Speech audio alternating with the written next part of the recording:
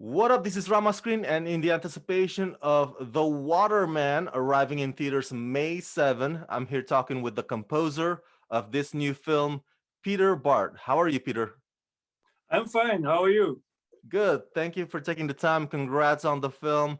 I have Thank so you. many things to ask you this. Let me start by asking you, um, was it David Oyelowo who approached you with The Water Man, or was it you who wanted to score The Water Man? Tell me how this collaboration came to be. Well, it's a kind of a fairy tale actually. So I have a studio here in Brussels, and one day we were booked to do a session for Penguin Books, and it turned out that the talent was David Oyelowo. So I met him here, and I did a session with him, and we talked about film and about his work and my ambition to do film music. Then later on, after this meeting, I saw on IMDb that he was producing this movie. So I just sent him an email. Can I pitch on this movie? And he replied with the script. So I wrote a 30-minute demo for him, and he kept sending me emails that he really liked it. And then at one point, they got another composer on board. And a month after that, they asked, look, can we buy your opening song? Because we really like it. So that was already for me like, okay, wow, this is great. And then a half year later, he called me back and said, look, we keep going back to your demo, and we really like it. So I flew out to LA, went to a spotting session, and that's how I was connected to the movie. Well, before The Waterman, of course, you've done several short films, commercials, and movies in Belgium, your Mhm. homeland, all these years. So, what's that like for you to now be making your Hollywood feature debut with this one? Did it meet your expectations or not? How is Hollywood scene different from Belgian scene? It's different, that's for sure, but it's really professional, and like David is really focused on his craft and his work. Um, yeah, it's very exciting, it's very it's a thing that never happens almost. You have to go, if you want to, as a Belgian composer, if you want to do a Hollywood movie, you have to go through a very difficult route, or you have to know a director who you work with and who enters in Hollywood, and then you can come with him. So this is really like a once in a lifetime opportunity, and I really acknowledge David also for that, for taking this leap and choosing me eventually to be his composer. It's really his credit. So, you created that, like you said, your demo with several musical themes that landed you this gig. How many of those original themes from that demo that actually made it into the film, and how did you build on that or expand on that music for this film from there? Well, there are a lot of teams that already were there in the demo who are now in the movie, like Gunner's team, who are on the opening titles. That's really like almost how it was in the demo. I just elaborated on that. Mm. And when I first saw the movie in LA, they put like my 30-minute demo all over the movie. So that was okay. That needs to change. That needs to change. So I could really work on the foundation of the work that was already done. And that gave some freedom, because my teams were kind of there, and I could really build on them. So that was really nice to work that way. As I was watching the film, I noticed there's a lot of emphasis on piano, of course, for the emotional scenes, but there's also combinations of classical and electronic. Talk to me about the sounds and the music or the instruments that you wanted to incorporate it into the film in order to elevate the adventure and the experience of the Waterman. Well, it's a bit my style also, and where that I came from in my process and in my life of becoming a composer. It's really a mixture between classical and electronics. Mm. And what I wanted to achieve in this movie was to have an authentic sound, and really like, I don't know how to call it, sort of wooden sound. So there's a lot of little percussion. I worked with a very good Belgian percussionist who had like a whole assortment of little percussion instruments. Um, and I like his old Japanese wood blocks that he had. They make a really nice sound, and they really fit into that forest that you see in the Waterman. There's a lot of prepared piano.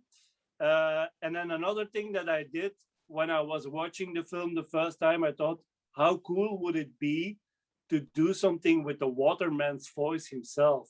So I asked all the takes of the actor who plays the Waterman, all the non-dialogue takes, all the shouts and the whispers, and through putting them in delays and modular synths, I created this Waterman synth that I could use like pads on several cues. And then David proposed at certain time, wouldn't it be cool to have like the same thing but for the mother? So I've got Judith Ocon, a vocalist that I work a lot with here in the studio, and she has a similar timbre of the mother in the movie. And I recorded long notes with her, some vocalizations, and I made a mother synth. So I could use these two energies throughout the score in the movie.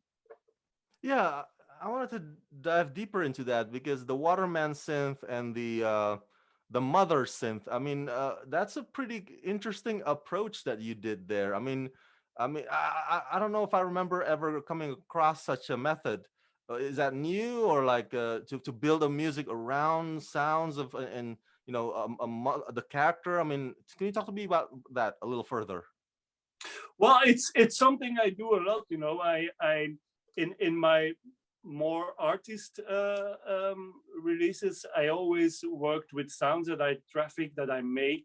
Really making the sound is a really an interesting thing to do, and it gives a certain texture to your sounds and to your score that you don't find if you just use like a Spitfire sample bank. They're very good and they're very useful, but adding that extra layer of a real sound that's really connected to the movie adds for me another depth to it.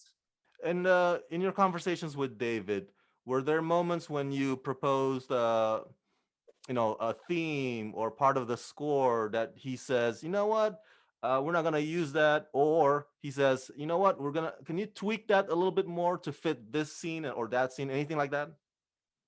It was amazing working with David. You know, in when I was totally like out of the ballpark, you know, I really felt it's not gonna be good. It's gonna be bad, and I sent it anyway to him. He said, you know, you're in the zone, and if he said you're in the zone, I knew, okay, I blew it, but he's giving me this guidance. So I really felt he guided me really in this movie. And if it was good, it was like capitals, amazing. It was like, okay.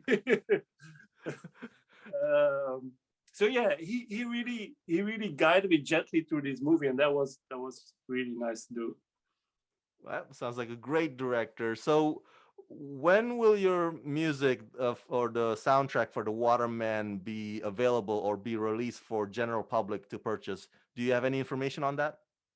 Yeah, it's still secret, maybe, I don't know, but it's gonna be released on the 7th of May, on the day that the film opens in the US. Cool. I'll let everybody know about that. So now that you've made your Hollywood debut, what's next for you, Peter? What's on the horizon for composer Peter Baert?